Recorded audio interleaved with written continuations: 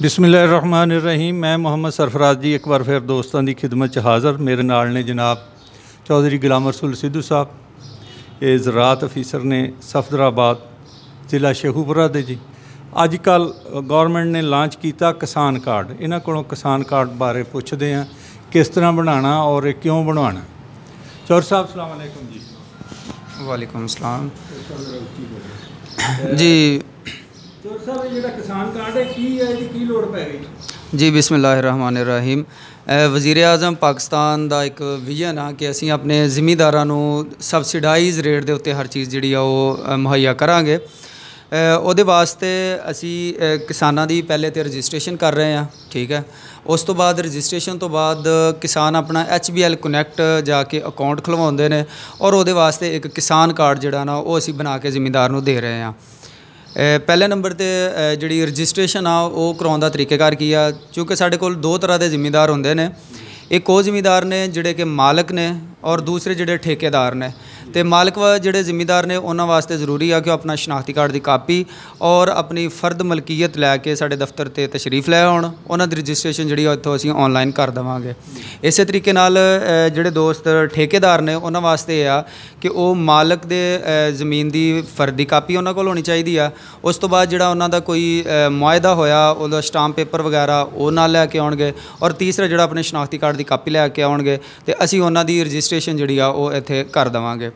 Registration करन तो बाद अगला जिहड़ा मरहला वा उहदे अंदर असी जिहड़े है ने HBL बैंक दे नाल तामन दे नाल असी एक स्कीम स्टार्ट की आ। उहदे अंदर यह है कि HBL कनैक्ट दे एजेंट जिहड़े ने वो मुख्तलिफ जगह ते बैठे हुए ने शहर दे विच।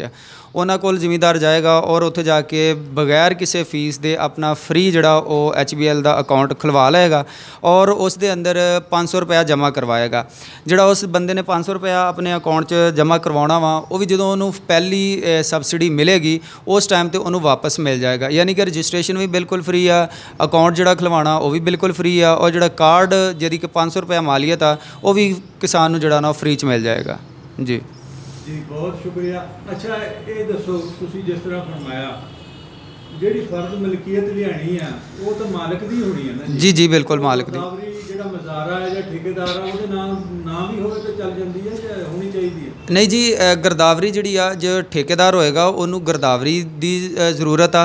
उस तो बाद जिहड़ा मुआहदा होया उसकी जरूरत आ। अगर गिरदावरी उसके नाम पर नहीं होंदी, मालिक अपने नाम पर ही गिरदावरी करवाउंदा तो फिर वो इस तरह करेगा कि मालिक तो फर्द की जिहड़ी कापी आ वो लैके आएगा। लेकिन फर्द यह आ कि ताज़ा होनी चाहिए है, मतलब कि 2020 तो ज़्यादा पुरानी ना हो, 2021 की होवे तो बहुत बेहतर है।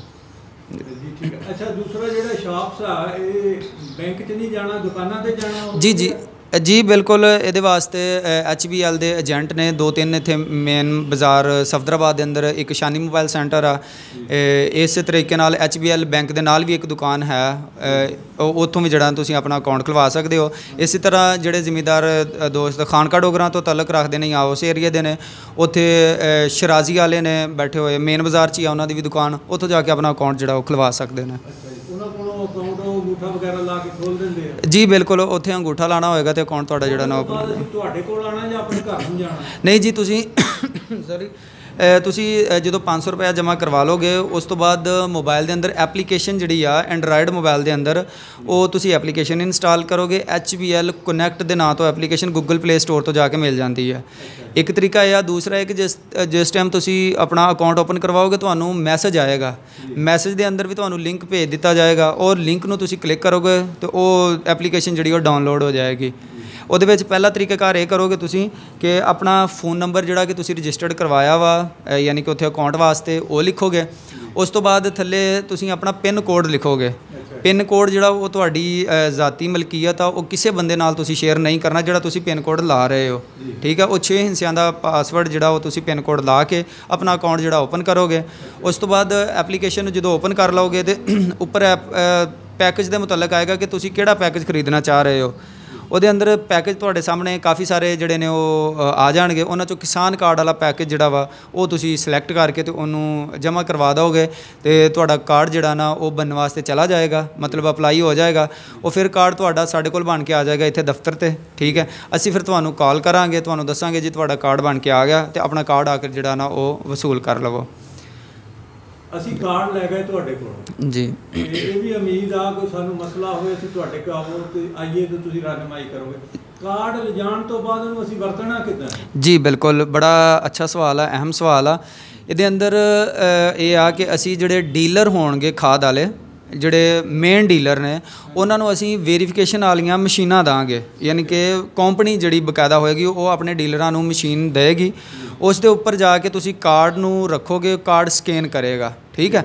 ਕਰਨ ਤੋਂ ਬਾਅਦ ਤੁਸੀਂ ਜਿੰਨੀਆਂ ਬੋਰੀਆਂ ਖਰੀਦਣੀਆਂ ਨੇ ਉਸ ਦੁਕਾਨਦਾਰ ਤੋਂ, ਉਹ ਬੋਰੀਆਂ ਦੀ ਤਾਦਾਦ ਲਿਖ ਦਿਓਗੇ।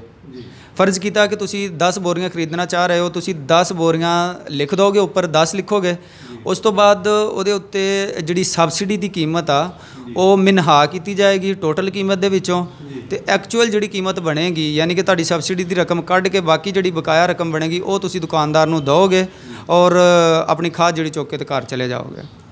अच्छा, ये ਜਿਹੜੇ ਆ ਡੀਲਰ ਹੈ ਮਹਿਕਮੇ ਦੀ ਤਰਫੋਂ ਪੁਆਇੰਟ ਹੋਣਗੇ? ਜੀ ਬਿਲਕੁਲ, ਇਹ ਜਿਹੜੀਆਂ ਸਾਡੀਆਂ ਕੰਪਨੀਆਂ ਜਿਨ੍ਹਾਂ ਦਾ ਸਾਡੇ ਨਾਲ ਹੋਏਗਾ, ਮਤਲਬ ਕਿ ਇਸ ਸਕੀਮ ਦੇ ਅੰਦਰ ਜਿਨ੍ਹਾਂ ਨੂੰ ਇਨਵੋਲਵ ਕੀਤਾ ਜਾਏਗਾ, ਸਿਰਫ ਉਹਨਾਂ ਡੀਲਰਾਂ ਤੋਂ ਹੀ ਖਾਦ ਮਿਲੇਗੀ। ਯਾਨੀ ਕਿ ਕਹਿਣ ਦਾ ਮਤਲਬ ਇਹ ਆ ਕਿ ਜਿਹੜੇ ਮੇਨ ਡੀਲਰ ਹੋਣਗੇ, ਡੀਲਰ ਦਾ ਮਤਲਬ ਇਹ ਆ ਕਿ ਇੱਕ ਜਿਹਦੇ ਕੋਲ ਕੰਪਨੀ ਦੇ ਨਾਲ ਡਾਇਰੈਕਟ ਤਲਕ ਆ, ਇੱਕ ਉਹ ਬੰਦੇ ਵੀ ਫਰੋਖਤ ਕਰਦੇ ਨੇ ਖਾਦ ਜਿਹੜੇ ਕਿ ਡੀਲਰਾਂ ਤੋਂ ਲੈ ਕੇ ਸਬ ਡੀਲਰ ਬਣੇ ਹੁੰਦੇ ਨੇ। ਇਸ ਤੋਂ ਇੱਕ ਤਾਂ ਫਾਇਦਾ ਇਹ ਹੋ ਜਾਏਗਾ ਕਿ ਸਾਡੀ ਖਾਦ ਜਿਹੜੀ ਆ ਉਹ ਡੀਲਰ ਕੋਲ ਹੀ ਆएगी, डीलर का चैक एंड बैलेंस भी होएगा, सब डीलर को जी खाद सबसिडी वाली नहीं जाएगी।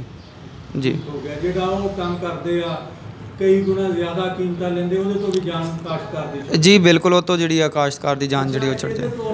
खाद तो अलावा भी कोई फायदा हो? जी बिल्कुल, इस तो पोटाश खाद आ, ठीक है, DAP खाद आ, नाइट्रोफास खाद आ, ठीक है, सिंगल सुपर फास्फेट आ, इन्हां दे नहीं यूरिया नहीं, इन्हां उत्ते खाद उत्ते सबसिडी मिलेगी। इस तो अलावा जिस स्कीम के अंदर भी तुसी हिस्सा लेना होवेगा, मिसाल के तौर पर पिछले दिनों के अंदर असी अद्धी कीमत के उत्ते जिहड़े जिमींदारां नूं ओ जरी अलाट दिते सनगे, ठीक है, इन्हां वास्ते भी इहदा होना जरूरी है।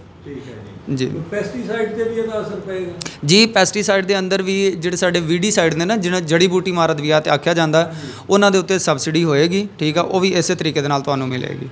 जी चौधरी साहब बहुत बहुत शुक्रिया, जज़ाकल्लाह। मेरा ख्याल असीं सारे सवाल जवाब कर लए आ। फिर भी अगर दोस्तों को कोई जरूरत होवे वो कमेंट्स दे विच सवाल पूछ सकते हैं, इंशाअल्लाह चौधरी गुलाम रसूल साहब इन्हां दे जवाब देंगे।